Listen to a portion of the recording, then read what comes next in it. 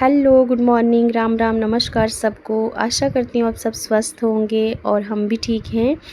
तो आप सबका स्वागत करती हूँ मैं अपने एक नए मिनी व्लॉग में। और सुबह सुबह बाहर का नज़ारा दिखाना मैं आपको नहीं भूलती हूँ, क्योंकि मुझे ये बहुत पसंद है। सुबह जब सूरज निकलता और चिड़िया चहचहाती हैं बाहर से, तो मुझे बहुत ही प्यारा लगता है। और आज रामनवमी का दिन है, तो आज बहुत स्पेशल दिन है हमारे लिए। तो हम जाते हैं किचन में, क्योंकि आज हमने माता रानी को भोग लगाना है, कंजकों को भोग लगाना है।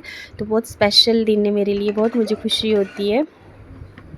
और मैंने रात को ही चावल भिगोने डाल दिए थे, और अभी मैं इनको 2-3 प्रेशर कुकर में सीटी लगाऊंगी, क्योंकि मैंने बनानी है देसी चावल की खीर। और फिर मैंने आटा गूँथ लिया। आटा मैंने पूरी के लिए गूँथा है, और उसमें थोड़ा सा मैदा डाल के गूँथ के साइड पे रखा हुआ है, तब तक वो सेट हो जाएगा। और अब मैं सूजी का हलवा बना रही हूँ। तो तेल डाल दिया था गरम होने और सूजी डाल दी। तो अब मैं सूजी को भूनूंगी अच्छे से।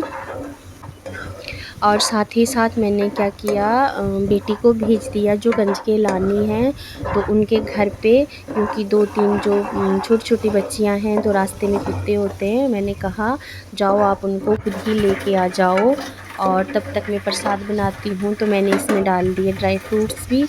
और सूजी जो है मेरी भून के तैयार हो गई है। तो अब मैं इसमें डालूँगी पानी, और पानी डालने के बाद में इसको हिलाना है अच्छे से, और फिर बन जाएगा इसका हलवा।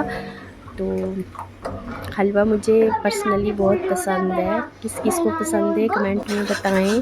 और माता रानी को भी पसंद है, तो इसीलिए उनके भोग में बनता है।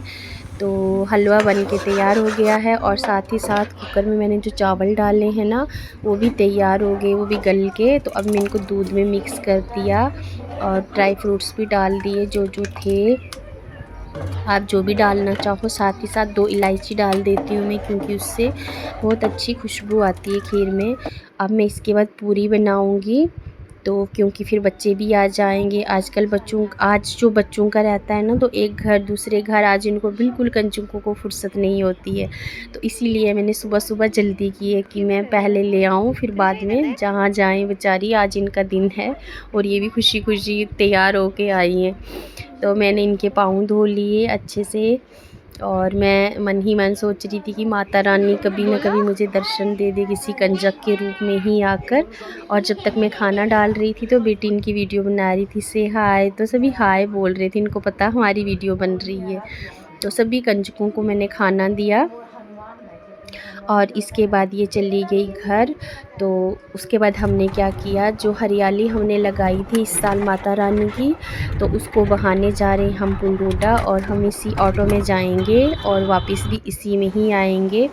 तो हम पहुंच चुके हैं पुलडोडा। तो मुझे ना डर लगता है पानी से ज़्यादा, तो हम चिनाब की साइड नहीं गए। हमारे भद्रवा से जो नीरू नदी आती है, तो हम उसी के पास गए। तो इसी में ही हम माता रानी को बहाएंगे। इस बार मुझे थोड़ी ऐसे मन में थोड़ी सी एक कसक है, क्योंकि माता रानी मतलब मैंने जो हरियाली बोई थी वो ज़्यादा अच्छी नहीं लगी। पर चलो, माता रानी की कृपा बनी रहनी चाहिए मुझ पर और मेरे परिवार पर। तो जो नारियल था ये भी बहाया हमने, और कुछ सामग्री थी और थोड़ी बहुत, तो वो भी हमने बहा दी माता रानी के साथ। और उधर से हम वापस आ रहे हैं अब, क्योंकि जो ऑटो वाला हमने बनाया था वो कह रहा था जल्दी वापस आना, मुझे कहीं और भी जाना है।